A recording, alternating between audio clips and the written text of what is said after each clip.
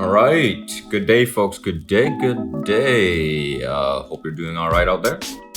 I'm Matthew Brung here at Finding the Warmth of Our Sun here at Madison 365. You can hit us on Spotify, Apple Podcasts, Stitcher, and YouTube.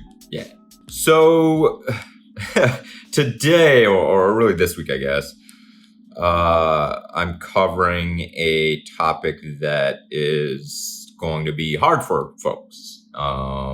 A lot of folks. It's really using somebody as a specific or micro example of a larger problem for many Democrats, both in power as well as voters, really. And I'm really kind of speaking as far as voters in an existence of cognitive dissonance, of liking people or embracing something a certain way, right?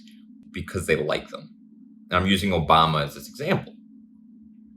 It's an acceptance of the historical, not necessarily present, but historical U.S. status quo within modern history. I'm talking really post-civil rights movement. One that doesn't lend a fully critical eye towards the role elected Democrats have played in the breaking and downfall of our nation, and the role in corruption, in the forever war, in economics, in race, where people can, and these voters can on one hand say, Black Lives Matter, these things, like this, that, and the third, I don't support the war on terror, tax the rich down the line, but then continue to embrace political entities that effectively perpetuated those things or helped perpetuate those things, like Obama. So we know, the GOP live in an almost fully alternate reality, denying science, facts of U.S. history, past and present. But this is not to say that people on the left, and I'm talking more so broadly within Democratic, a large chunk of Democratic voters, don't fall privy to cognitive dissonance within their own worldview and the people they support that perpetuate a worldview they might not necessarily agree with in their hearts, but they like these people. This is, and some of it's even like a West Wing-ification and vision of politics with the United States. I should say this more falls upon the leaders, and Obama fell within this, of high-minded ideals and rhetoric that don't necessarily translate to policy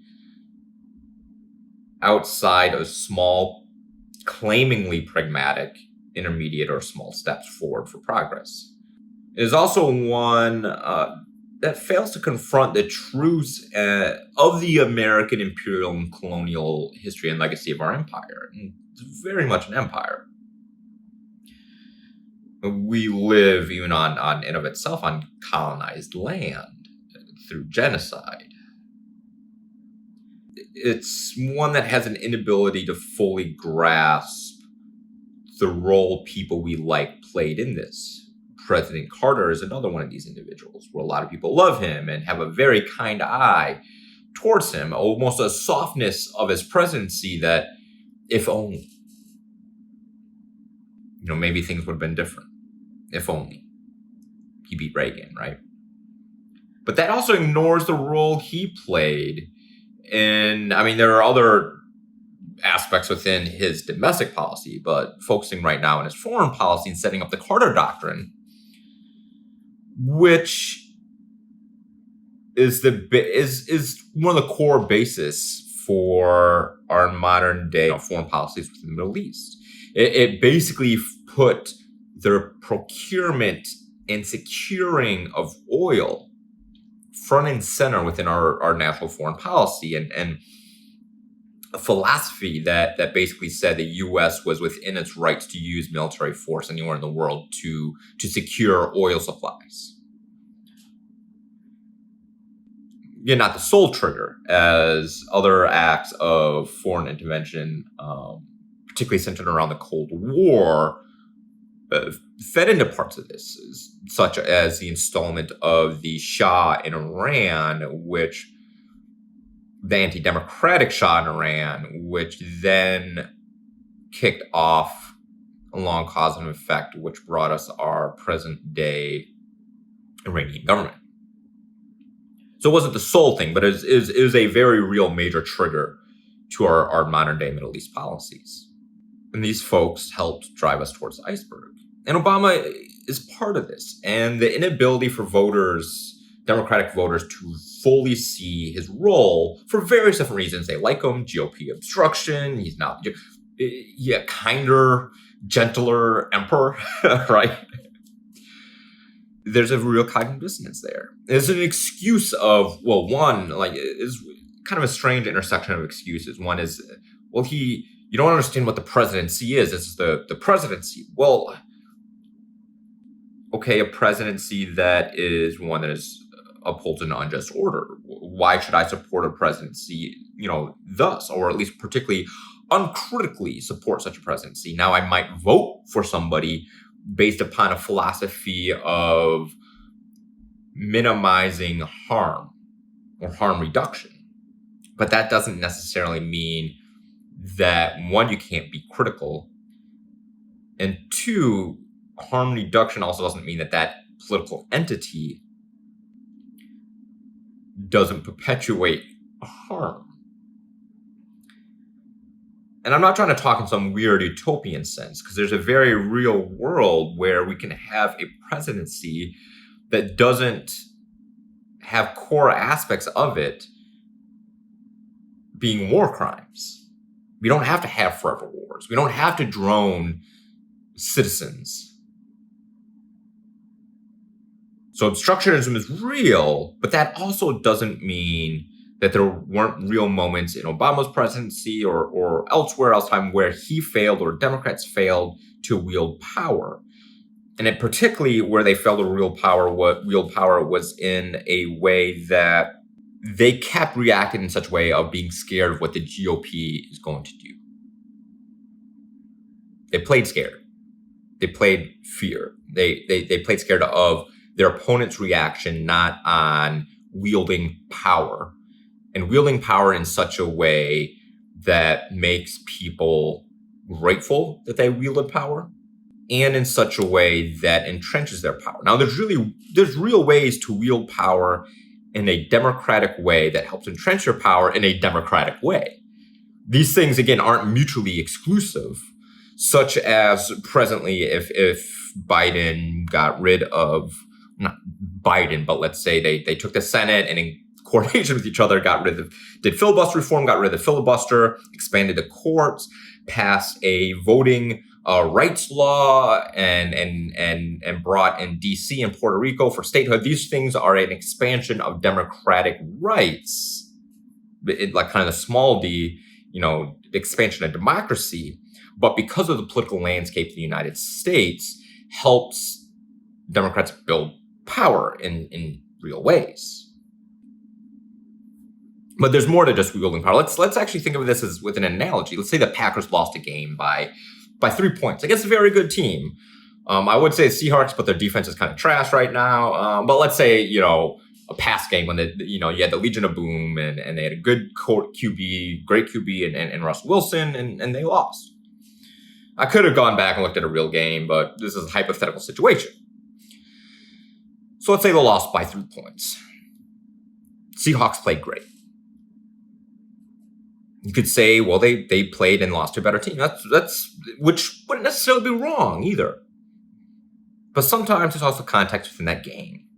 Let's say there were key moments where there was a offensive hold that didn't need to happen on or a false start that happened on a 4th and short near the end of the game that forced it into a 4th and long, and they couldn't convert, and they had to make that. Or there was a drop pass on a 3rd and long in a key situation that would have gotten them first down, put them in scoring position, or even a drop touchdown that made it so that they had to kick a field goal or kick the field goal instead of going. These decisions or mistakes you make that didn't have anything to do with the quality of your opponent or what your opponent is doing, but fall upon you, and your failed execution that also costs a game.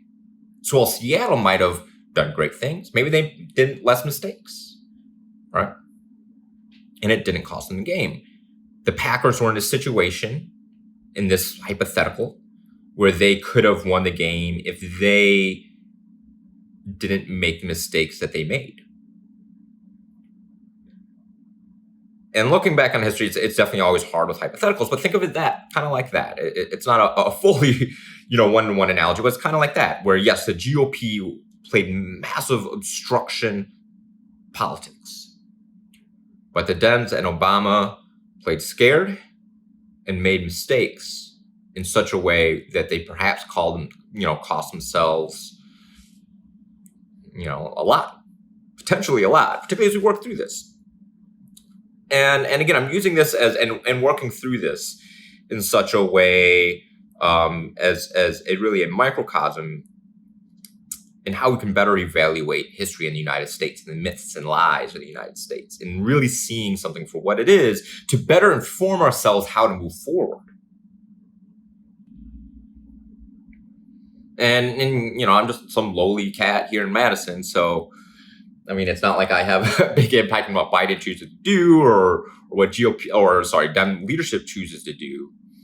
But we as voters, have more of a say in this than we think in a lot of ways. Part of it is just the narrative that we choose to accept. And if we reject a certain part of the narrative, or even accept a real part of the narrative, then things kind of change. How we perceive and accept these certain things definitely, I believe, can change how our political actors will act.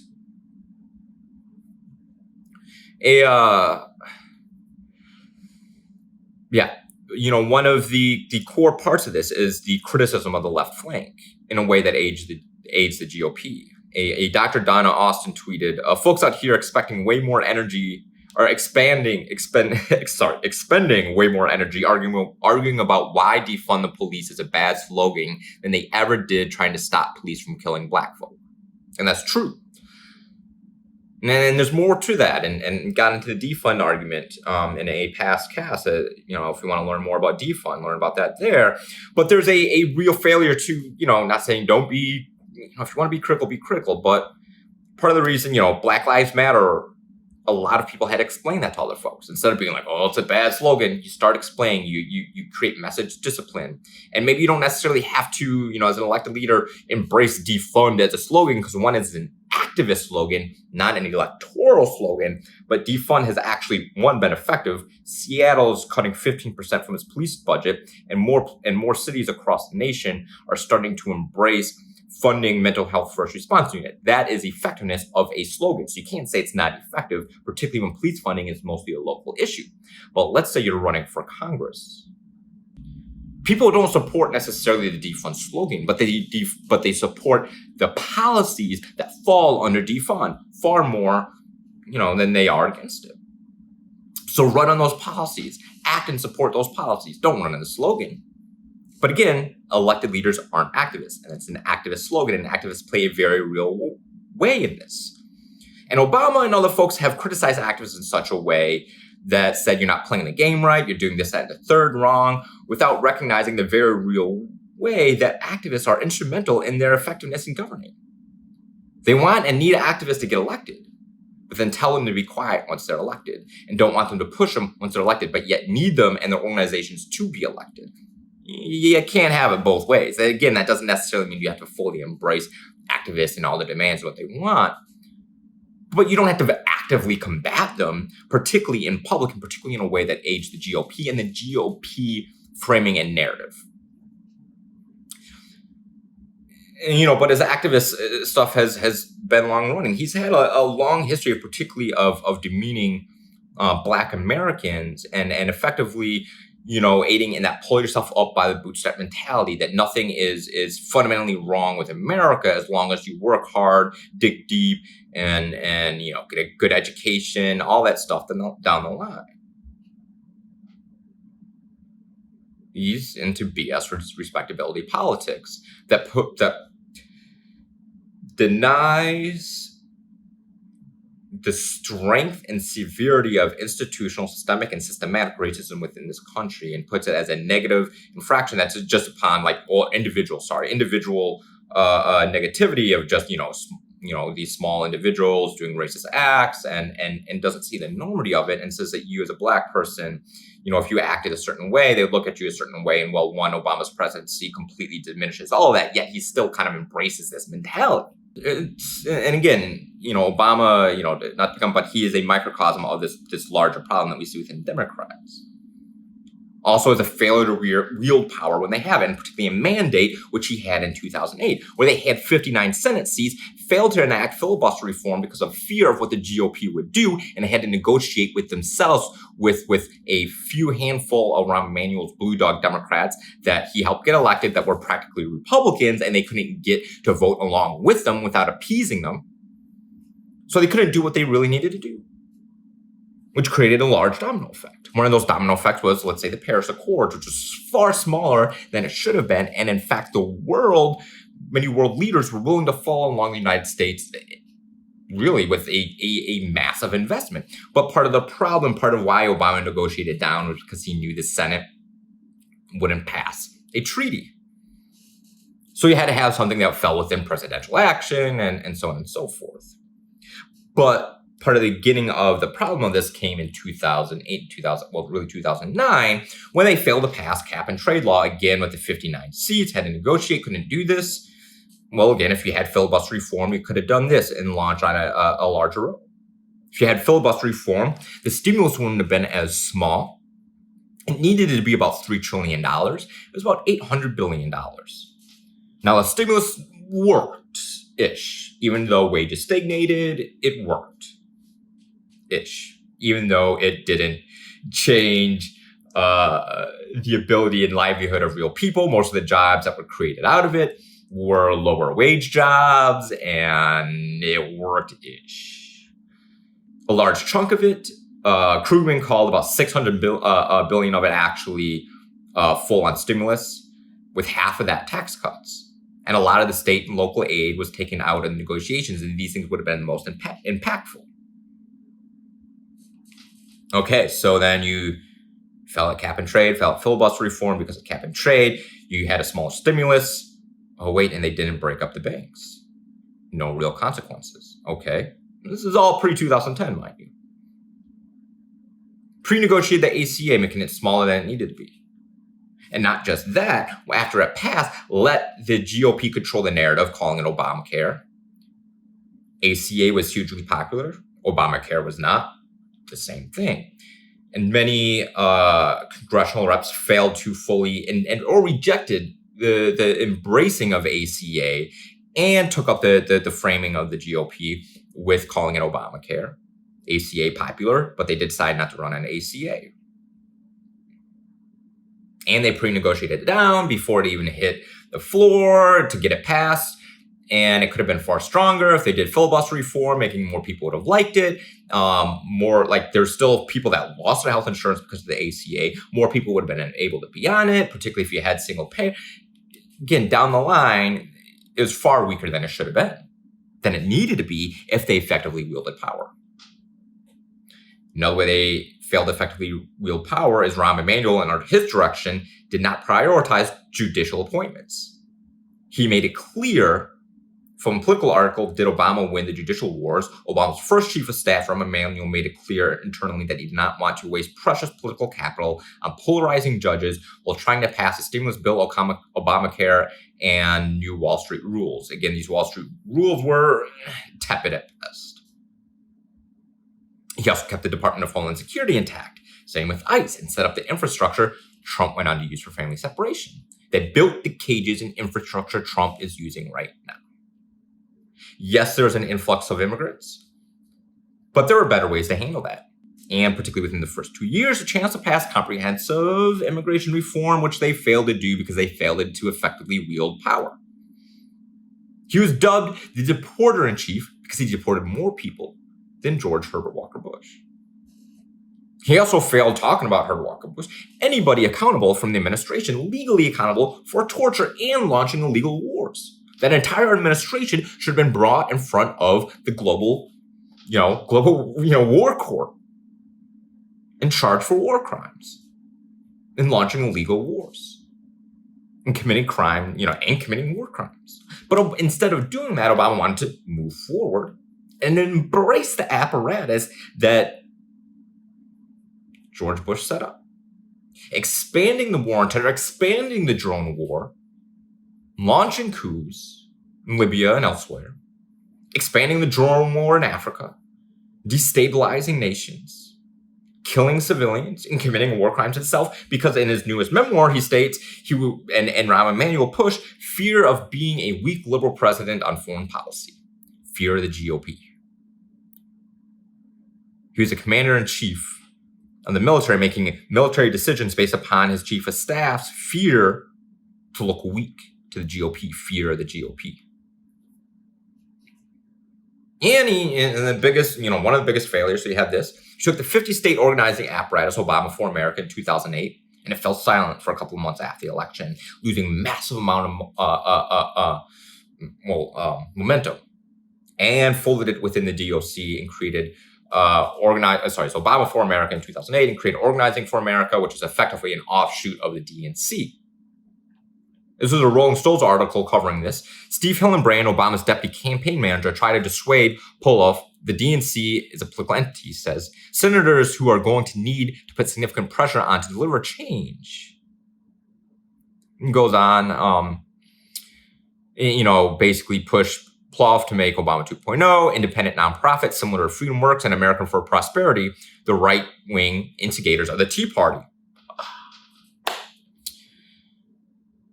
Free from the party apparatus, he argued, the group could raise unlimited funds and put enough pressure on conservative Democrats to keep them in line. But Poloff was resolute. Obama was troubled by the prospect of big-dollar donors driving an independent nonprofit, and the DOC offered a ready infrastructure and fewer legal hurdles. The president is a Democrat, says Stewart, a veteran of Obama's victory in Iowa, who took over as office director. It would be very hard to explain why Obama's grassroots field team is not housed within the party. So and so the New Republic also has a great telling of this in what they call Obama's Lost Army. So you add these first 2-year failures together.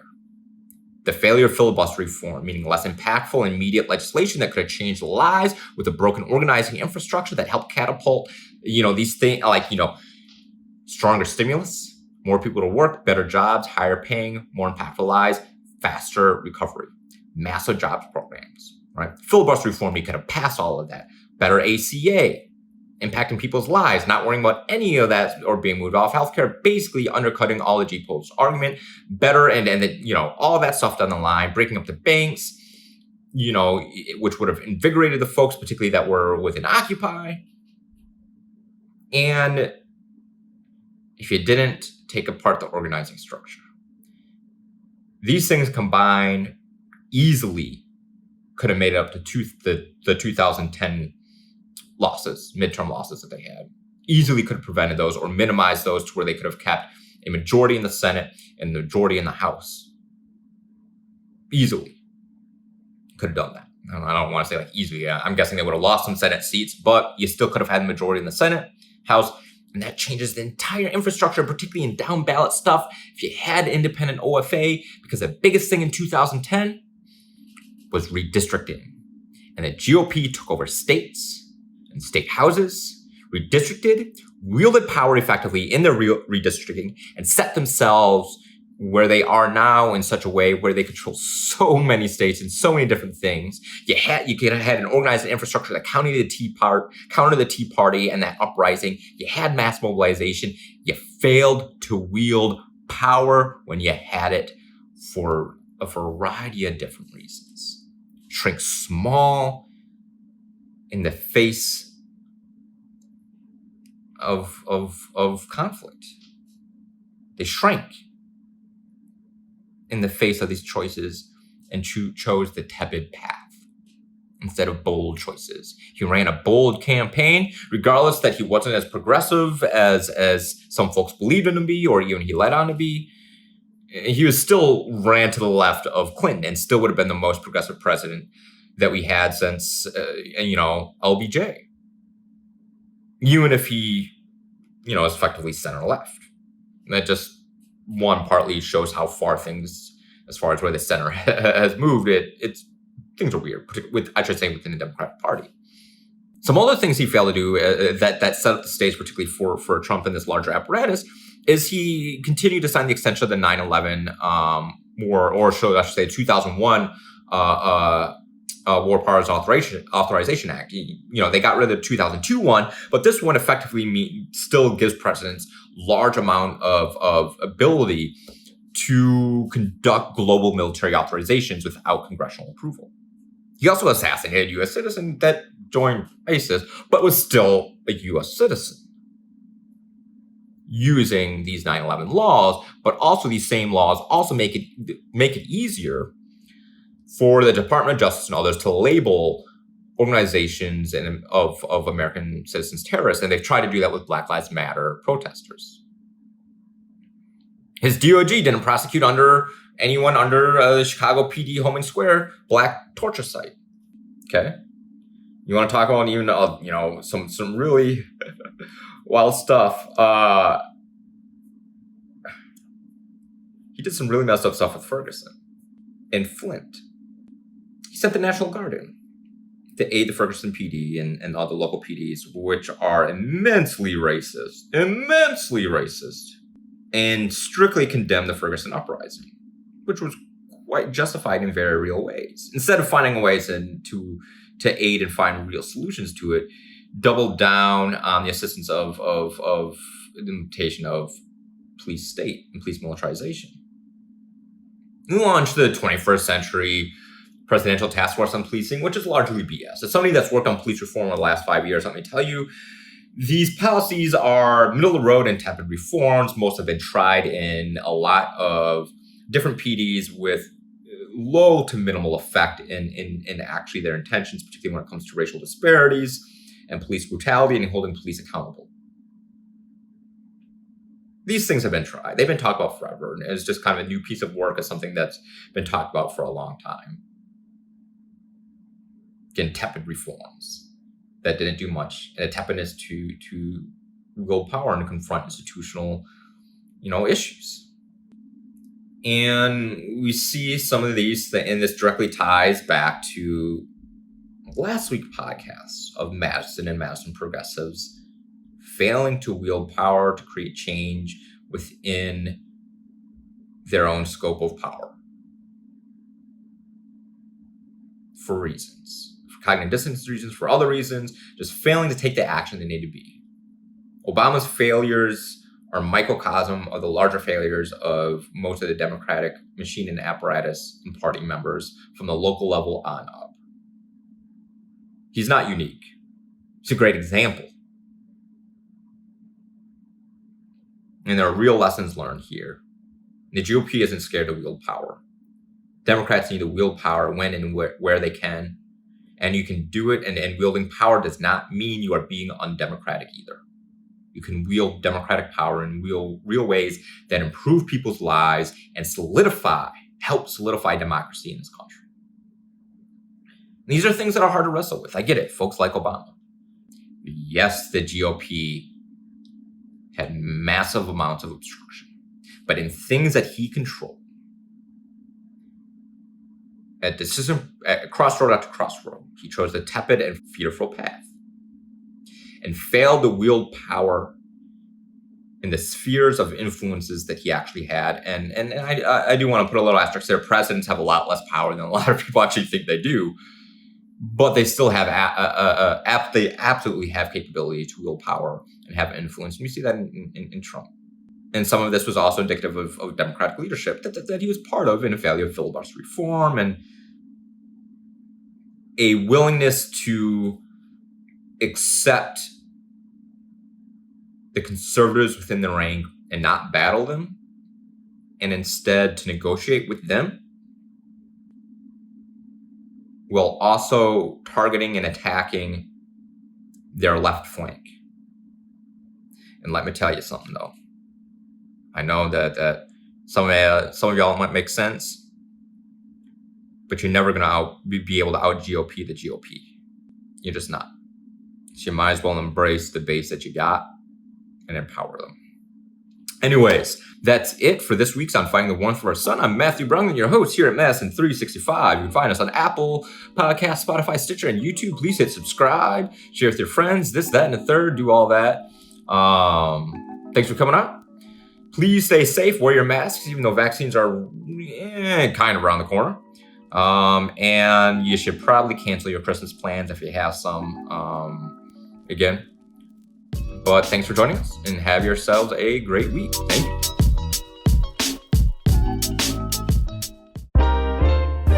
This is 365 Media.